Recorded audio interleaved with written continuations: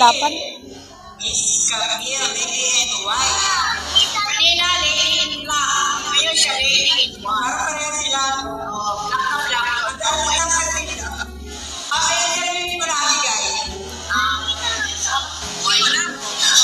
Sarap na. Sarap na.